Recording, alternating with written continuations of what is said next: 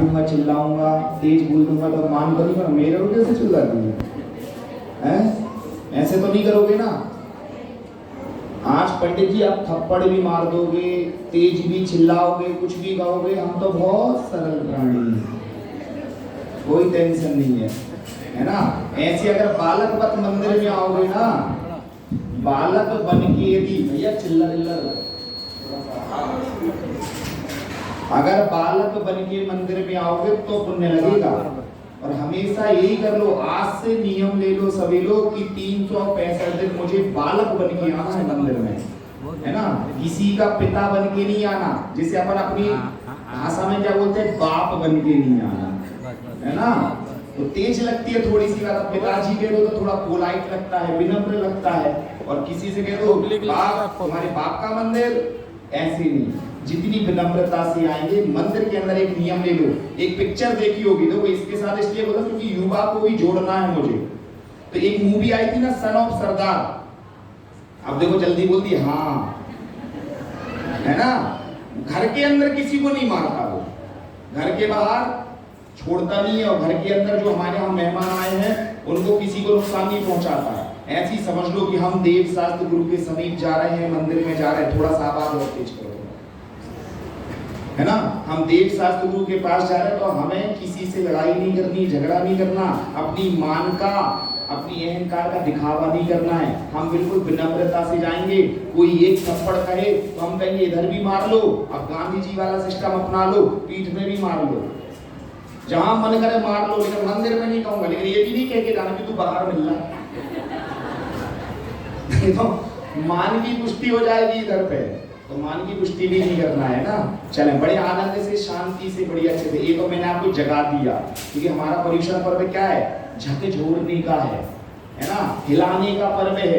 अभी तक आप संसारी प्राणी इतने दिनों से सोए हुए हैं ना, अब आपको 10 दिनों में भैया जी आए हैं जबलपुर से, अब जाग जाओ, जागो जागो मोहन प्यारे, जागो, धर्म करने का समय आ गया है, अब जाग जाओ। हाथ जोड़ ले सभी लोग, मंगलाचरण करेंगे और आनंद लेंगे प्रवचनों का।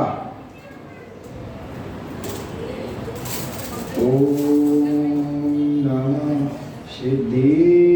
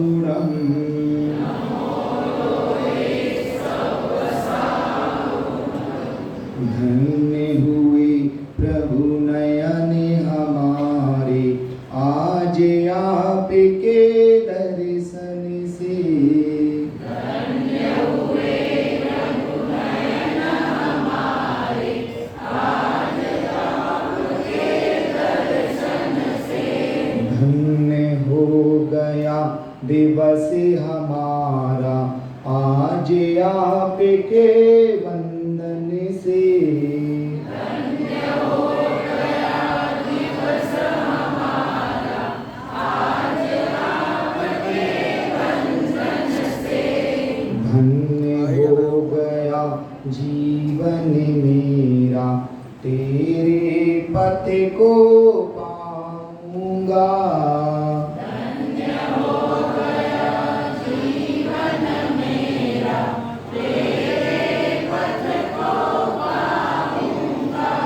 विद्यालय में जाकर भगवन कभी ना आऊंगा।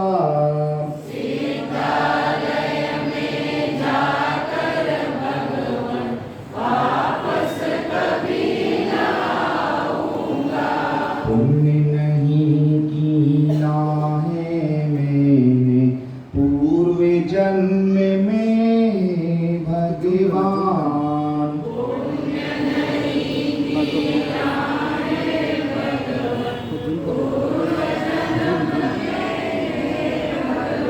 बढ़ते मार्ग भी ऐसा बीता जैसे ढलता सूर्य महान। वर्तमान भी ऐसा बीता जैसे ढलता सूर्य महान। बीते आगामी अब कैसा कब होगा मेरा उद्धार।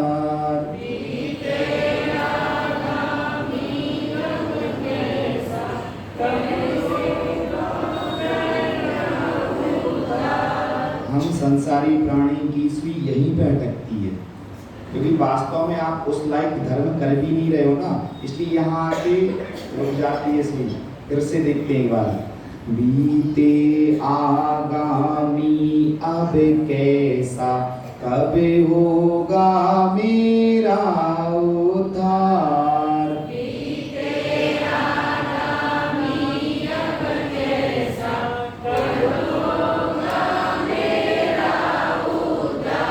भगवन तुमको मन से पुकारूं कर दो मेरा बेड़ा पार। भगवन तुमको मन से पुकारूं कर दो मेरा बेड़ा पार। बोले देवादी देवी कजरट श्री आदि प्रवक्ता श्री आदिनाथ भगवान की जय।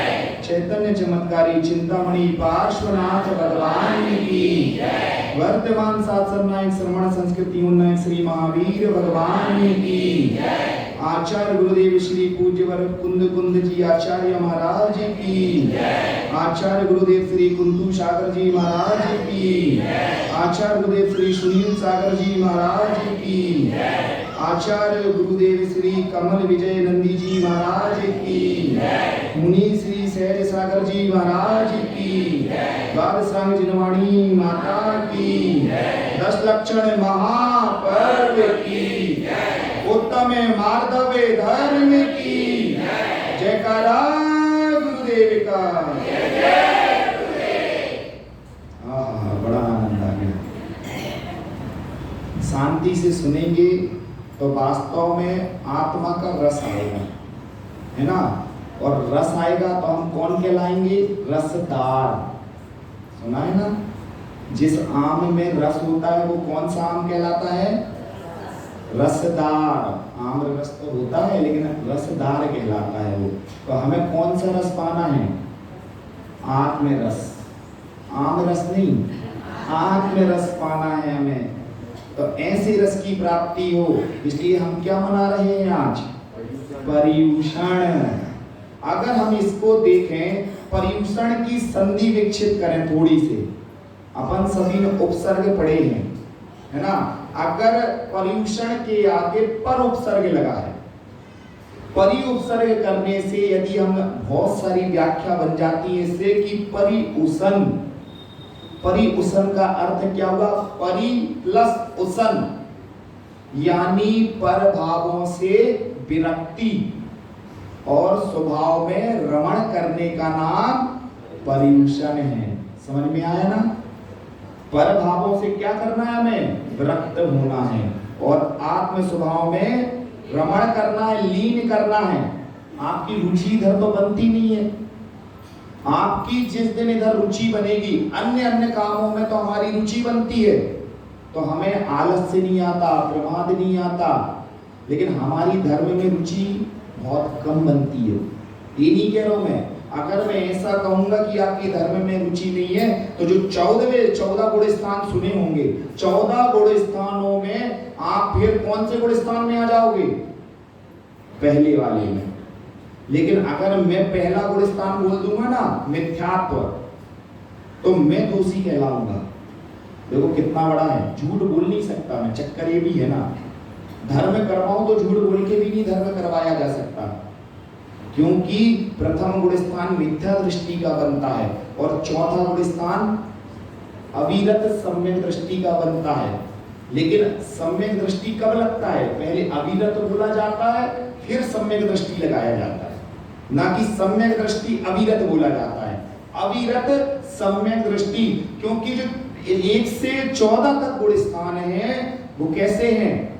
1 से 4 तक तो मिले जुले परिणाम वाले हैं, क्योंकि आप लोग इतना धर्म नहीं करते ना, क्योंकि आप लोगों को दोनों स्थान संभालने हैं, एक इधर का भी और एक इधर उधर करते रहते हो बस। यानी मंदिर भी देखना है आधा और आधा गृहस्थ जीवन भी देखना है। तो जब गृहस्थ जीवन देखना है तो हमें क्या करना पड़ेगा? थोड़ी से 4 गुण स्थानों तक हमारा समय बना रहता है, 4 गुण स्थान तक हम लेके चलते हैं। मिथ्यात्व, सासाधन, मिश्र, यानी संयम असंयम के परिणाम रहते हैं हमारे। संयम लेने की बात कहते हैं अगर पंडित जी अभी तो अब फंस गए इसमें, अब कैसे निकलेंगे? तो बहुत सी बातें आती हैं। और चौथा गुण स्थान होता है अविरत सम्यक दृष्टि का। समझ में आ रहा है ना? अविरत सम्यक दृष्टि, लेकिन सम्यक दृष्टि अभी नहीं लगेगा। अब यहाँ से जो ऊपर के गुण स्थान कहे गए हैं वो सब सम्यक दृष्टि की अपेक्षा से कहे गए हैं। यानी सम्यक दृष्टि बोलने का मतलब है, सम्यक बोलने का मतलब है ये आदि दीपक हो गया। आदि दीपक, मध्य दीपक, अंत दीपक कहलाता है।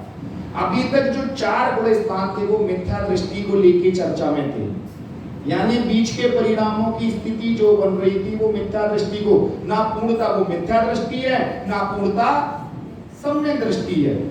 लेकिन अब जैसे ही चौथा गुण स्थान लगता है तो उसमें लगा देते हैं कि सम्यक दृष्टि। अब यदि ऊपर की पालना करेगा यानी ये 2 प्रतिमाधारी हो जाएगा। समझ में आ रहा है ना? यदि अब ये अच्छा, पहले तो दर्शन प्रतिमा की बात आती है, तो दर्शन प्रतिमा की भी बात करें हम तो दर्शन प्रतिमा में अविरत सम्यक तक चलता है। क्योंकि आप लोग कैसे अविरत सम्यक दृष्टि हो पता है ना? अभिषेक करते हो, लेकिन भूख लगती है तो सामने जिसकी अच्छी कचौड़ी की दुकान फेमस है, सबसे पहले हमें वहां जाना है। यहाँ से अभिषेक करते हो, अभिषेक करने के बाद से स्वाध्याय भी करते हो, सारी क्रिया ऐसे करता है अविरत सम्यक दृष्टि जैसे धर्मात्मा से भी बढ़ के धर्मात्मा। समझ में आ रहा है ना? उसकी क्रियाएं कैसी होती है? जैसे बहुत ही उत्कृष्ट श्रावक हो गया, वो मंदिर में बैठेगा तो बड़े ध्यान से जाप भी देगा, ऐसे व्यक्ति की बहुत लीनता होती है भगवान में। लेकिन मंदिर से बात छोड़ दो तो कहते हैं बनिया होता है ना जैन, भूखे शेर के समान होता है। उसे ये नहीं दिखता कि मुझे क्या खाना है, उसका विवेक काम नहीं करता उस जगह पे। और वो सामने अगर जिसकी भी आपकी जो भी फेमस दुकान है, कचौड़ी समोसा जो भी खाना है वो खाने दौड़ जाता है। तो अविरत सम्यक दृष्टि की कौन सी दशा? वो ही नहीं जानता कि मुझे रात्रि में भोजन करना है कि नहीं करना, मुझे रात्रि में भोजन करना नहीं करना। वो रात्रि में भी भोजन करेगा, उसका विवेक पूर्णता जागृत नहीं होता। वो बिना छना पानी या छना पानी पीना इससे कोई मतलब नहीं। मुझे जहां हूं मुझे तो अपनी प्यास बुझानी है बस, इससे ज्यादा कुछ नहीं। समझ में आ गया ना? तो ये स्थिति आप सभी लोगों की, इसलिए मैं आपको श्रावक नहीं बोल रहा हूं, श्रावक बोल के दोष लगा दूंगा, क्योंकि आप श्रावक बनेंगे जब एक प्रतिमा हो जाएगी। कौन सी? दर्शन प्रतिमा। आप चाहें तो एक प्रतिमा का ग्रहण कर सकते हैं। आप यदि दर्शन प्रतिमा भी लेने, कम से कम 3 नियम तो ले सकते हैं ना, कि भगवान हम देव दर्शन तो नित्य करेंगे और करते ही हैं। शायद बिना दर्शन के आप लोग नहीं रहते ना, यहाँ पे सभी आते हैं मंदिर में, लगभग आ भी रहे। और ये श्रद्धा का प्रतीक है, ये आस्था का प्रतीक है। जो इधर पे इतनी सारी भीड़ बैठी हुई है, ये सब श्रद्धा और आस्था का प्रतीक है, धर्म की रुचि दर्शाता है। अगर रुचि नहीं होती तो शायद मेरे पास में 2-4 जिन्होंने बुलाया है मुझे वही यहाँ दिखते, बाकी कोई नहीं दिखता। लेकिन ये इधर भीड़ का लगना, यहाँ भीड़ का बढ़ना ये बता रहा है कि वास्तव में हम आज भी धर्म से रुचि रखते हैं, तभी इतने सारे लोग यहाँ बैठे हैं। तो यदि सम्यक दृष्टि बनना है तो कम से कम दर्शन प्रतिमा में ज्यादा नियम नहीं लेने पड़ते। मात्र इतना बस कर लो, चाहे हमारी बहनें बैठी हो, चाहे हमारे नवयुवा बैठे हो, चाहे बीच के लोग जो कौन कहलाते 45 से 50-60 तक पहुंचने वाले, अभी तक जिन्होंने धर्म नहीं किया, समझा नहीं है धर्म को, अब भी समझ जाओ। धर्म संभालनी तो आया ना, झकझोर नहीं आया है कि अब जाग जाओ। 10 लक्षण का मतलब ये नहीं है कि पंडित जी आप मान के विषय में बता दो तो हम अपनी छोड़ छुट्टी करें, आज का कान की जो सुनने की स्रोत इंद्रिय है हमारी वो पूरी हो जाए। हमारा विषय जो है मान का है, वो मान विषय पूरी कर दो आप, बस आज का धर्म सार्थक हो जाए। रूढ़ी बना रखा है आप लोगों ने कि 10 लक्षण में पंडित जी को बुलाना है, मान के विषय में सुनना है, क्षमा इत्यादि 10 लक्षण के विषय में सुनना है और सुनने से उद्धार नहीं करना है। समझ में आ गया ना? पंडित जी बोल के चले जाएंगे, हमें जैसे कि तैसा रहना है, यानी चिकने घड़े पे पानी डालो, रहना वैसे के वैसे कभी भरता नहीं है। तो अब लेकिन इस बार क्या पंडित जी थोड़ी अलग आए हैं, है ना? अभी और भी पंडित जी आए होंगे, लेकिन ये पंडित जी थोड़ी ऐसे आए हैं कि ज्यादा अध्यात्म की बात नहीं करेंगे, ज्यादा नियम धर्म की बात नहीं करेंगे, लेकिन कम से कम इतने साल व्यतीत कर दिए, जिसको हम अपनी भाषा में बसंत कह सकते हैं, इतने बसंत व्यतीत हो गए, फिर भी आज तक हम चेते नहीं ना। लेकिन अब तो है, आपकी उम्र ढल रही है, आपके रोग घेर रहे हैं आपको, है ना? निरोगी काया थी, अच्छी खासी थी, लेकिन आप धीरे धीरे फिर भी आप चेत नहीं रहे हो। क्या चल रहा है आपके जीवन में? तो कम से कम अभी भी अगर चेतना हो तो कहते 3 त्याग जरूर कर लेना, नित्य देव दर्शन, रात्रि भोजन का त्याग और छना हुआ जल, इतने में भी हम काम चला लेंगे। दर्शन प्रतिमा कहलाती है, व्रत प्रतिमा की बात नहीं करना है हमें, क्योंकि वो तो उत्कृष्ट हो जाएगी।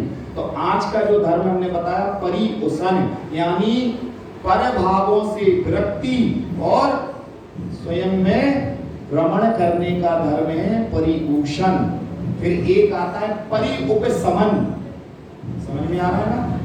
परिउषण, परिउपशमन। परिउपशमन का मतलब होता है दबा देना। किसको दबा देना है? कोई बच्चा उधम कर रहा है तो उसे 2 मार के बस शांत बैठ जाओ, ऐसा नहीं ना। उपशमन, किसका उपशमन करना है? तो बोले कसायों का। कौन सी कसाय? क्रोध, मान, माया, लोभ। तो कैसी होती है कसाय? लेकिन अनंतानुबंधी, अप्रत्याख्यान, प्रत्याख्यान और संजुलन। अब आप लोग कौन सी कसाय वाले हो तो आपको देखना पड़ेगा। अनंतानुबंधी कौन सी कसाय है? शिला पे रेखा खींचने के समान, है ना? शिला पे अपन टंकीर करते हो ना, जैसे ये बने क्या बोलते, आप शिला लेके लिखवा दे तो ठोक ठोक के इसका नाम लिख दो भैया, पुण्यार्जक कौन है इस मंदिर का, नाम ठोक ठोक के लिखो अच्छे से। ये कौन सी, ये मिटेगा जब तक मंदिर रहेगा, जब तक आपकी शिला पट्टे लगी रहेगी। ये कौन सी कसाय हो गई? अनंतानुबंधी। अगर 6 महीने में कुछ सुधार हो गया तो कर लिया तो पुण्य है, नहीं करे तो फिर गति, यानी ऐसे जीव बन जाओगे जो भव्यांतरों तक भटकते रहोगे, फिर अभव्य जीव कहलाओगे। समझ रहे ना? जीव कितने प्रकार के? 3 प्रकार के। 2 तो आपने सुने, वो संसारी और मुक्त नहीं। मैं किसी और जीव की बात कर रहा हूं कि हमारे अगर देखा जाए तो जीव 3 प्रकार के, भव्य, अभव्य और दूरांतर, दूर भव्य। अब देखो, अभी मौका है आपको। कौन सा मौका है? क्योंकि आपकी मनुष्य गति में जन्म लेना और भगवान के समक्ष बैठकर शांति पूर्वक प्रवचन सुनना, 10 लक्षण पर्वों का आनंद लेना, पर्युषण पर्व आदि का आनंद लेना, ये आपकी सुगति का कारण है। यानी सुगति दर्शा रही ना कि आपने पिछले जन्म में, आगे की बात नहीं कर रहा हूं मैं, आपने पिछले जन्म में कुछ अच्छा किया था, तभी तो इधर तक बैठे ना। अब इस भाव में अगर अच्छा कर लोगे तो हो सकता फिर से यहीं बैठो। तो यहां बैठना है फिर से या वहां बैठना? ये उंगली किसकी ओर इंगित कर रही है? क्या बात है, बहुत अच्छे भाव है आपके, तालियां बजाओ इस बात पर। वैसे ऐसी कोई बात नहीं थी तालियां बजवाने वाली, लेकिन बात इसलिए करी मैंने ताली बजाने की कि हे भगवान, ये मनुष्य पर्याय दोबारा ना मिले जिसमें मेरा जन्म मरण लगा हुआ है। ऐसी पर्याय यदि दोबारा मिलती है, ये तो कष्टों की पर्याय है। कष्टों की पर्याय से कब तक हम बच के चलते रहेंगे? इसमें आनंद आ रहा है आप लोगों को? इसमें मैं भी शामिल हूँ। ऐसा नहीं सोचेगा कि भैया भी अलग से कोई मंगल ग्रह से तो नहीं आ गए, है ना? तो इसमें आनंद आ रहा है, आ रहा है, क्योंकि आज पैसा है। और पैसा कैसा है? जल करे बुध बुधा। आज जो पैसा है, धन है, धन गुमान है, जल के समान है। जो बुलबुले उड़ते हैं वो कब तक रहते बताओ? ज्यादा देर रहते हैं? आज जीतव्य जोवन धन गुमान, जल करे बुध बुधा। यानी जो हमारा यौवन है, यौवन समझ गए ना? हमारी जो आयु मिली है, पहले कैसे थे हम? जननी उदर बस्यो नवमास। पहले अब जब हम गर्भ में थे तो बालपने में ज्ञान ना लयो, और तरुण समय तरुणी रत रहो। अब अर्धमृतक समय बूढ़ापन हो। अब रूप देखते हो, फिर भी देखते हो कि मैं, है ना? कितने लोग हैं जो आज शीशे का त्याग किया होगा जिनने? अच्छा, बहुत अच्छा याद आ गया, बताइए। कितने लोग बैठे हैं जो आज 10 दिन में 10 दिन तक मैं शीशे का त्याग करती हूँ या करता हूँ, कांच नहीं देखूंगा। सबसे ज्यादा अच्छे अच्छे कपड़े आज ही के दिन निकलते हैं 10 दिनों में, है ना? 10 दिनों में ही सबसे ज्यादा मेकओवर होता है ना? जो करता है उसके लिए बोलो, मैं सब पे लांछन थोड़ी लगा रहा हूँ कि तुमने करके आए हो, तुम्हें नहीं करना। अपने अपने में ले लेना। जिसने जितना परिग्रह दीपक होता होगा अपने चेहरे पर, वो समझ लेना कि मुझे कहां जाना। समझ में आ गया ना? तो परिऊषण, हमें अपनी आत्मा में रमण करना है और पौर भावों से विरक्त होना है। फिर बोलते हैं परिउपशमन। परिउपशमन यानी जो चारों कसाय हैं, उन चारों कसाय को हमें अनंतानुबंधी नहीं बनने देना है। जो शिलालेख पे हमें, जो हमने पट्टे पे लिखी हुई है, जो उत्कीर्ण किया हुआ है हमने, उसको उत्कीर्ण, उसकी रेखा नहीं बनानी है। हमें क्या करना है? अप्रत्याख्यान। अप्रत्याख्यान कौन सी रेखा है? पृथ्वी पर अपने से खींचते चले जाओ। तो अगर इधर से जाना आना होगा जिसका, वो किसी के भी पैर पड़ेंगे, कुछ भी सामग्री लगेगी, वो मिट जाएगी। समय के अनुसार वो धीरे धीरे मिटती चली जाती है। तो बोलते हैं आप प्रत्याख्यान तक आ गए। बोले नहीं, अभी आनंद नहीं आया। संसारी जीवों को तो अनंतानुबंधी में भी आनंद आता है, लेकिन जो व्रती हो जाता है, जो संसार से मुक्त होने की भावना भाता है, वो इसे भी क्या करता है? कहता आनंद नहीं आया अभी। क्या करता है? कहता प्रत्याख्यान। अनंतानुबंधी, अप्रत्याख्यान। अब प्रत्याख्यान की भावना भाता है, वो क्या करता है? प्रत्याख्यान वाला धूल में रेखा के समान। धूल होती है ना, धूल में खींचो, थोड़ी सी हवा आएगी, वायु चलेगी, पवन चलेगी और सब अब मिल जाएगी। इधर उधर जाके रेखा ढूंढते रह जाओगे कि मेरे बेटे का विवाह किससे होना था? उस वाली रेखा से हो रहा था। वो रेखा पता नहीं है कहां चली। समझ में आ गया?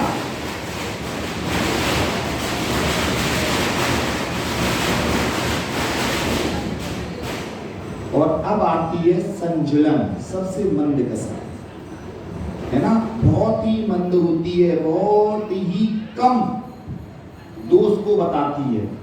संजुलन कैसी है? जल में रेखा के समान। पानी में रेखा खींचो, आगे आगे सपाट, क्या बोलते हैं, पीछे पीछे पाट और आगे आगे सपाट होता चला जाता है। ऐसी रेखा खींचते जाओ और पानी में पता नहीं चलता कि मैंने रेखा, पीछे पलट के देखोगे तो रेखा दिखाई नहीं देती। तो हमें कौन सी कसाई करना है बताओ? वैसे तो कोई नहीं करो तो अच्छी बात है, लेकिन अगर करना ही है, संसारी प्राणियों मानने वाले तो हो नहीं, तो नहीं मानोगे तो कहते संजुलन कसाई कर लो। कम से कम इधर दिया, अगर हमसे मान हो गया, मान महाविश्वरूप करही नीचे गति जगत में, कोमल सुधा अनूप सुख पावे प्राणी सदा। हमें कौन सी मान करना है? मान तो करना है। देखो सबसे बड़ी बात है, प्रकृति से आपका जन्म हुआ है और प्रकृति से के जन्म होने के बाद जैसे कंप्यूटर में 5-6 सॉफ्टवेयर स्वतः ही असेंबल करने में मिलते ही मिलते हैं, रिसाइकल बिन मिलता है ना।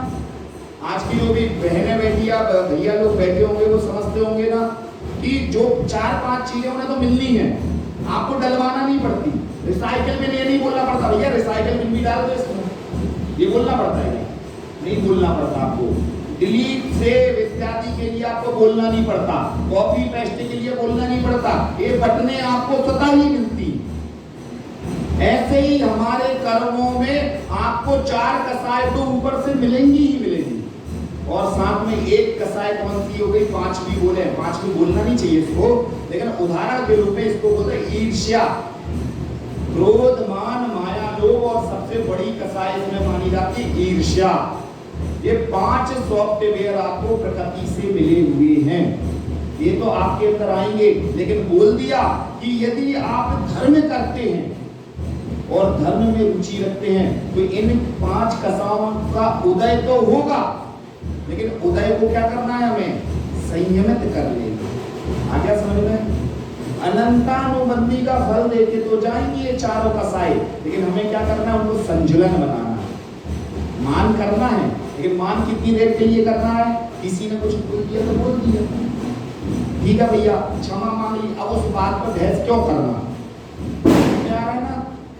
अगर एक बात को बार बार कहने से नुकसान है कि नहीं है, उसको भी दोष लगेगा, उसको और कसाया जाएगी। फिर यदि तुमने कह दिया कोई बात नहीं पैर लग गया, सॉरी, ये तो बहुत अच्छे से जानते हो बम्बई वाले, सॉरी, उत्तम क्षमा कहने में तो देर लग जाती है ना, उत्तम क्षमा, मैं आपसे क्षमा चाहता हूँ, इतना कहो तो मैं तो नहीं कर रहा, हाँ इतना कह दूंगा, सॉरी भाई हो गया, इतना कहने में तो कोई दिक्कत नहीं होती।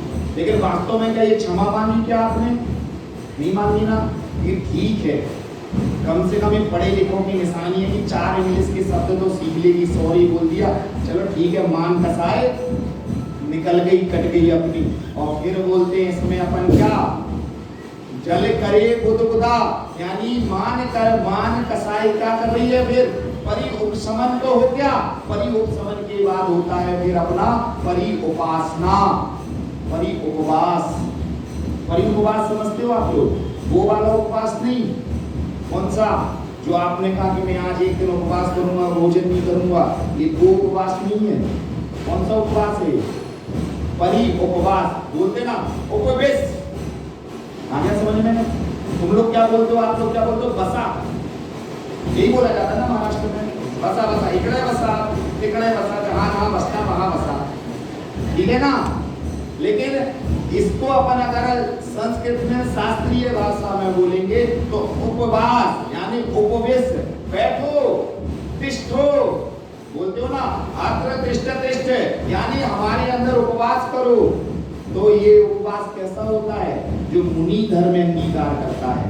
मुनि क्या करते हैं, 120 दिन का वर्षा योग होता है, यानी 120 दिन कितने, 4 महीने, जिसे हम क्या भी बोल देते हैं, वैसे तो देखो चातुर्मास, ये इसका अपभ्रंश है। अपभ्रंश समझते हैं, अपभ्रंश यानी उल्लंघनीय शब्द, उल्लंघन करने वाला शब्द। वैसे चातुर्मास का शाब्दिक रूप में वर्षा योग, जिसे शुद्ध रूप में क्या बोला जाता है, वर्षा योग। मुनिराज एक जगह तिष्ठते हैं, उपवास करते हैं, बैठते हैं, और क्या करते हैं, अपनी आत्मा में भ्रमण करते हैं, आत्मा में लीन होते हैं। उसको क्या बोलते हैं, परि उपवास। अपना 10 दिन का परि उपवास होता है, लेकिन मुनियों का 365 दिन का परि उपवास होता है। मुनि के 10 लक्षण 10 दिन मतलब 365 दिन रहते हैं। अपन तो ये क्या करते हैं, ये बताओ, अच्छा जिसके पास ज्ञान है तो ज्ञान का मत करने से क्या फायदा होगा, समझ में आ रहा कुछ?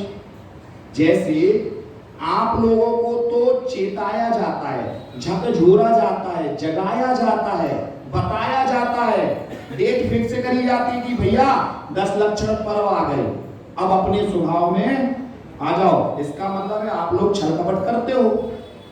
365 दिन में 355 दिन आप मतलब अपने जिसे हमारी भाषा में गलत नहीं लेना, अन्यथा नहीं लेना, बोलने में, जिसे अपन कहते हैं कि असली औकात मेरी जानते नहीं हो अभी तुम। मंदिर में शांत बैठो इसका मतलब मुझे ऐसे ही समझते हो तुम? कहते हैं ना कई लोग, कहते हैं कि नहीं मेरी औकात नहीं जानते, बाहर निकल मंदिर के, मैं बताता हूं फिर। वास्तव में यही शब्द है आपका 355 दिन का। तो इन 355 दिनों को ही तो संभालना है हमें कि भैया 10 दिन तो ठीक है भैया, 355 दिन मैंने देखी तुम्हारी औकात कितनी है। अब तो कम से कम कहाँ जाओ, क्षमता में आ जाओ, क्षमा में आ जाओ, अहंकार से रहित हो जाओ, मारदाव में आ जाओ, मान से रहित हो जाओ। इसी को तो मान का मर्दन करने वाला क्या हो गई, मारदाव धर्म हो गया। तो क्या कहते हैं, परि उपवास। मुनि तो 365 दिन करेंगे, लेकिन तुम्हें तो 10 दिन है, 10 दिन में उत्कृष्ट रूप से मना लो। फिर 355 दिन, अभी 11वां दिन आएगा, चतुर्दशी निकली नहीं कि देखो फिर कहाँ जाना है बताते रहे, एक आध होटल में हमें भी ले चल रहा है। ये देखो पहले मुस्कान बता रही है आपकी कि पंडित जी 8 दिन बस निकाल लेने दो मुझे बाहर, फिर तो हमें पता है कहाँ घूमने की तैयारी फिक्स है कि नहीं है? फिक्स है ना? अरे जिसकी 2-4 लोग बस मना कर देंगे तो मैं मान लूंगा क्या? 300 लोगों में बहुमत ज्यादा होना चाहिए या 3 लोगों की बात मानना चाहिए? बहुमत की बात मानना चाहिए ना। तो 300 लोगों ने मुस्कुराहट बता दी उनकी, जो उदास है वो भगवान का दास है, और जो उदास नहीं है वो संसार का दास है। सीधी सी बात आ गई ना समझ में? तो आपकी मुस्कान बता रही कि अगर 8 दिन और निकाले, आप कल 1 दिन निकल गया, आज मान का ये जाने वाला 9:45 बची, अब 9:45 है ना, 9:45 बचा दिन। अब ये जैसी परीक्षा, ये पंडित जी के प्रवचन खत्म हुए, समाप्त हुए, आज का उत्तम माधव धर्म की। अब कल कौन सा लग जाएगा? आज और लग जाएगा। 2 दिन निकल गए पंडित जी, अब तीसरा दिन जल्दी सुनाओ, जल्दी से रात में प्रवचन हो और फिर उत्तम आ जाओ धर्म की। अरे आप संसारी प्राणी हो, संसारी प्राणी जल्दी नहीं समझता। फिर कहते हैं चौथा आता है, अब सबसे उत्कृष्ट आता है परि उपासना। सबसे उत्कृष्ट है परि उपासना का मतलब है कि जो 10 लक्षण धर्म हमारे जीवन में आए हैं, ये कैसे आए हैं? परि उपासना, यानी उपासना करने के आए हैं, आत्म उन्नति करने के लिए आए हैं, आत्म निरीक्षण करने के लिए आए हैं, आत्म जागृति करने के लिए आए हैं। समझ में आ रहा है ना? परि उपासना समझ में आया ना? अभी तो परिभूषण में लटके थे हम, रुक गए थे वहां पे। परिउपशमन में थोड़ा सा बस दबे थे, मौका मिलते ही साथ उठ जाते। और परि उपवास में जितनी देर बच्चे को कह दो ना तू इधर बैठेगा तो वो उधर ही बैठेगा, बाकी अगर थोड़ी सा तुम इधर उधर हुए बच्चा दौड़ लगा देता कि कितनी देर बैठूं, मैं तुम्हारी बात थोड़ी मानूंगा। बोले 3 को छोड़ दो। अब चौथी बात आती है परि उपासना। अब सब झंझटों को छोड़ दो, सब बातों को छोड़ दो और किसमें आ जाओ, जो आज का धर्म है। कौन सा धर्म है आज का? उत्तम मार्दव। मार्दव तो कहना चाहिए हमारा 365 दिन का धर्म है, लेकिन मात्र हम उत्तम कब लगाते हैं? 10 दिनों में। समझ में आ गया? कुछ समझ में आया क्या बोला मैंने? कि मार्दव धर्म तो हम 365 दिन पालते ही है, लेकिन उत्तम लगाने का समय कब है? बोल दो आप है। उत्तम क्या है? विशेषण है। उत्तम विशेषण है ना। ऐसे तो रोज के हम गुस्से में रहते हैं, अहंकारी में रहते हैं, दुकान में बैठते तो कितने बुलाए करते हो, साहब आइए ना, कौन सा कपड़ा दिखा दूं, आइए आइए आइए। और लेकिन अगर नहीं लेके जाए तो ऐसे ऐसे करते हो अंदर ही अंदर, लेकिन बोलते नहीं हो उसको। इतने सारे कपड़ा खुलवा दिया, इतने सारे सामान निकलवा दिया दुकान से, मान तो बहुत आता है अहंकार कि ऐसे कैसे समझ रहेगा तूने, ऐसे जाएगा, ऐसे बिना कपड़े के जाएगा, ऐसे ले जाएगा। कहने का मतलब है वहां पे हम अपनी मान कसाई को जिस प्रकार से शांत कर लेते हैं, तो क्या हम 365 दिन में अपने धर्म में, मंदिर इत्यादि में आकर के मान कसाई को शांत नहीं कर सकते? कि जब हम दुकान में एक जो ग्राहक को हम जानते नहीं, अनजाना व्यक्ति रहता है, वो अनजान व्यक्ति से भी हम अपनी मान कसाई को शांत कर लेते हैं। उधर भी अगर वो कपड़ा ले गया, जिसकी भी जो दुकान हो लगा लेना अपने हिसाब से। पंडित जी को थोड़ी पता, आबादी ज्ञान तो है नहीं है ना कि कौन सी दुकान है, फिर भी लगा लेना कि जिसकी जो दुकान है सबसे ज्यादा कपड़े का उदाहरण बैठता है, कपड़े ही सबसे ज्यादा दिखाए जाते हैं, और जिस कपड़े की दुकान में साड़ियां बिकती हो, क्योंकि आज कौन सा है, ज्ञानम पूजा कुलम जातिम वल रिद्धिम तपो बपू। श्री रतन खंड श्रावकाचार्य में पूज्यवर श्री समंत भद्राचार्य महाराज जी कहते हैं कि कौन से मत हैं हमारे, जैसे सर्प का डसा हुआ एक बार तो बच जाएगा, सर्प डसता है ना तो बच जाएगा, लेकिन कहते हैं जो 8 मद हैं, जो सर्प रूपी 8 मद है, उसका डसा हुआ बसता नहीं है, पानी भी नहीं मांगता, सीधे स्वाहा। समझ में आ गया ना? यानी ज्ञान पूजा कुल रिद्धि तप इत्यादि जो 8 मद कहे गए हैं, जिनके अंदर यदि इन मदों को शांत करने की शक्ति नहीं आएगी तो वो जीवन में उन्नति नहीं कर सकता। जैसे आप लोग शिखर जी की वंदना करते हो ना, शिखर जी की वंदना करते समय कैसे चढ़ते हो बताओ?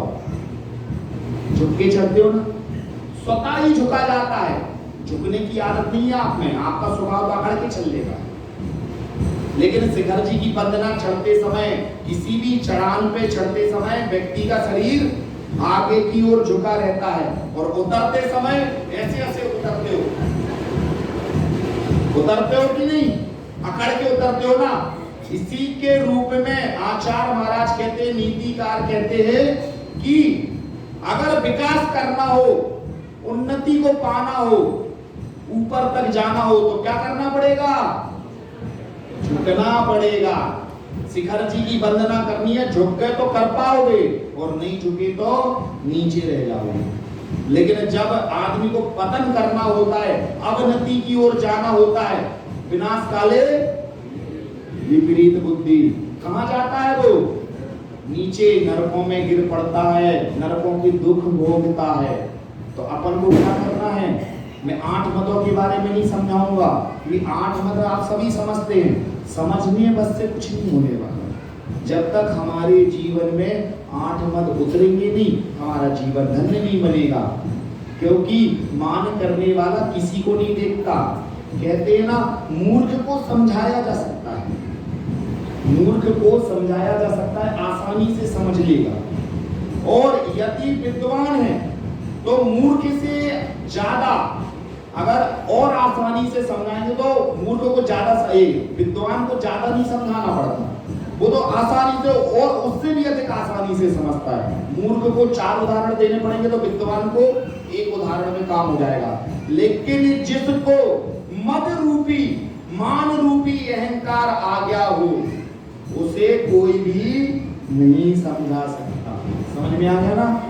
क्योंकि जिसने तर्क वितर्क करना सीख लिया, ऐसा नहीं, वो जब तक उसके मान की पूर्ति नहीं हो जाएगी, जब तक वो किसी की नहीं सुनेगा। लेकिन ज्ञानी व्यक्ति क्या होगा? पढ़ा लिखा व्यक्ति क्या करेगा? विनयशील होगा। बनी बात तो बनी, नहीं बनी तो कोई बात नहीं भैया, चलो ठीक है, हमें हमारा विचार तुमसे नहीं मिला, लेकिन हम बहस नहीं करेंगे। बहस करने से क्या होगा? कसाई बढ़ेगी, कसाई बढ़ेगी तो क्या होगा? पाप होगा, पाप होगा, हम नरकों में जाके गिर पड़ेंगे। इसलिए क्या करता है विद्वान व्यक्ति या जो समझदार व्यक्ति होता है, पढ़ा लिखा व्यक्ति होता है, वो क्या करता है? ठीक है भैया, हमारे विचार नहीं मिल रहे ना, तर्क वितर्क नहीं करना, ठीक है भैया। वो जान रहा है ना अंदर से कि पता है कि ये सही नहीं बोल रहा है व्यक्ति, ये व्यक्ति गलत है, लेकिन बहस करने से भी क्या फायदा?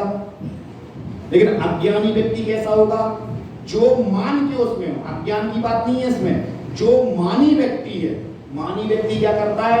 मेरे अहंकार की पुष्टि नहीं हुई तो फिर तो बात बनेगी नहीं, वो तर्क वितर्क करता रहेगा। या तो तुम कह दो भैया ठीक है, आप जीत गए, आपकी विजय हो गई। जैसे आपने सुना होगा ना, हाथी होता है।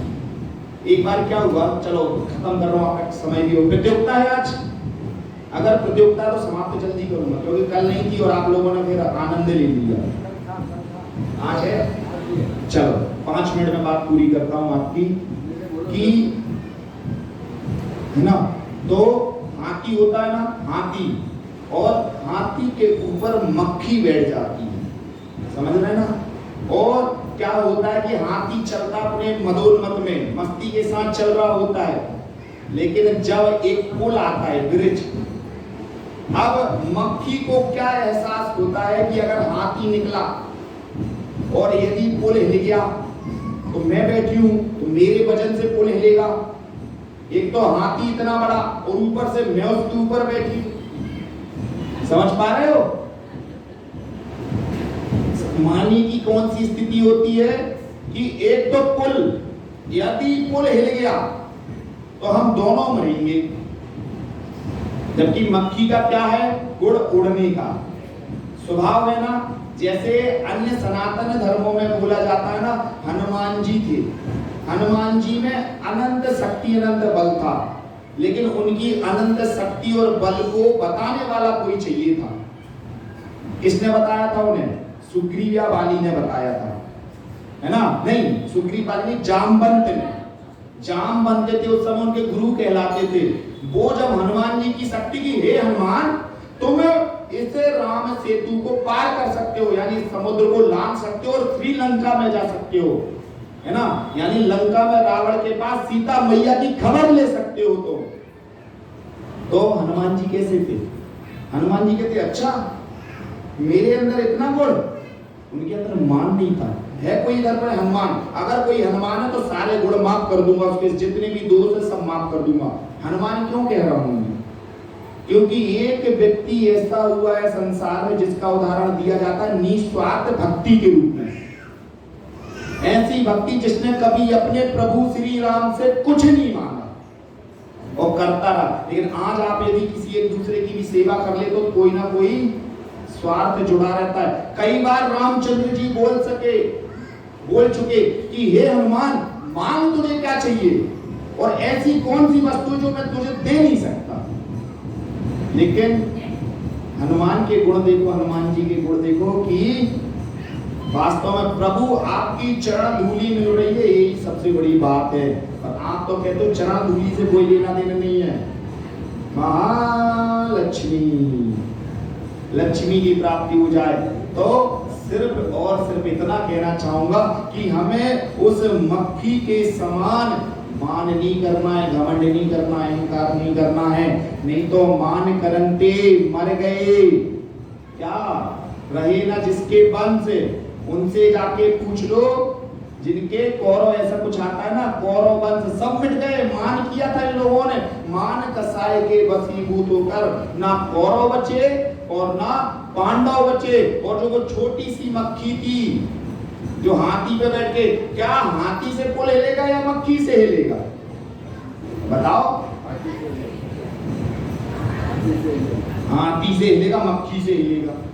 अरे हाथी निकलेगा पुल से, अगर हिल गया तो हाथी वजनदार होता है या मक्खी वजनदार है? लेकिन मक्खी ने अज्ञान भ्रम पाल रखा है ना, मान का, मान कसाय का, मान का धर्म अंगीकार नहीं किया ना उसने कहा अगर मैं बैठी रहूंगी और पुल से पार होगा, जबकि वो पुल हिलने वाला नहीं है। देखो यहाँ भी पुष्टि हो रही है उसकी, क्योंकि वो क्या करती है, जैसे ही पुल आता है वो उड़ जाती है। अब पुल हिला तो नहीं, हाथी निकल गया, बोला अच्छा रहा मैं बैठी नहीं, अगर मैं बैठी होती तो हिला देता, पक्का हिल जाता पुल मेरे वजन से। बात समझ में आ गई? उड़ गई तो भी मान की पूर्ति हो गई, बैठी थी तो भी मान की पूर्ति हो रही। पुल हिलने वाला तो था नहीं, लेकिन उसने क्या मान लिया कि मैं अच्छा रहा उड़ गई, नहीं तो अब भी मेरे वजन से पुल हिल जाता पूरा, मैं दोनों के दोनों हम गिर जाते उसमें। जबकि मक्खी तो उड़ती है ना, वो गिरती क्या, गिरता तो हाथी ना। लेकिन ऐसे ही हम संसारी प्राणी की है कि तुम्हें आचार्य महाराज आके जगा रहे, शास्त्र पुराण जिनवाणी आकर जगा रही है, भैया जी आके जगा रहे, पंडित जी, व्रती त्यागी व्रती सब लोग जगा रहे हैं आपको। लेकिन आपने क्या है, जब दिमाग में वो चीज बना ली है ना, मुझे जब व्रत लेना ही नहीं है तो पंडित जी तुम कितने भी 10 मूड के हो जाइए आप, दशानन बन जाइए पंडित जी आप, लेकिन हम नियम व्रत लेने वालों में से नहीं है। और अगर जिसको लेना होता है तो पंडित जी आप एक सिर से भी समझाओगे ना तो अभी समझ में आ जाएगा। तो हमें कौन सा व्रत अंगीकार करना है आज का? मार्दव धर्म। मृदुर्भावः मार्दवम, मृदुता का भाव ही मार्दव धर्म है। ऐसे मान करने से नरक गति होती है, तो मार्दव धर्म को पालने से स्वर्ग और मोक्ष गति को भी हम प्राप्त हो सकते हैं और हम सिद्ध शिला पे जाके विराजमान हो सकते हैं। कौन सी पृथ्वी पे? ईसद भाग प्रार पृथ्वी पर जाकर के हम विराजमान हो जाए और ऐसे अनंत सुख को अनंत काल तक भोगते रहें। इसी भावना के साथ बोले श्री महावीर भगवान की 10 लक्षण महापर्व की उत्तम मार्दव धर्म की जय। जिनवाणी स्तुति करेंगे सभी खड़े होकर।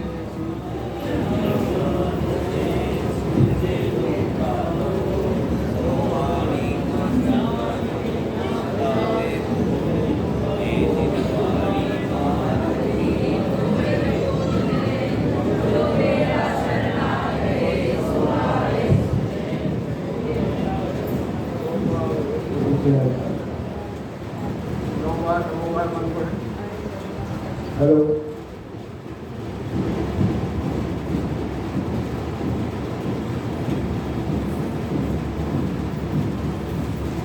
बोले द्वादशांग जिनवाणी माता की। उत्तम मार्दव धर्म की।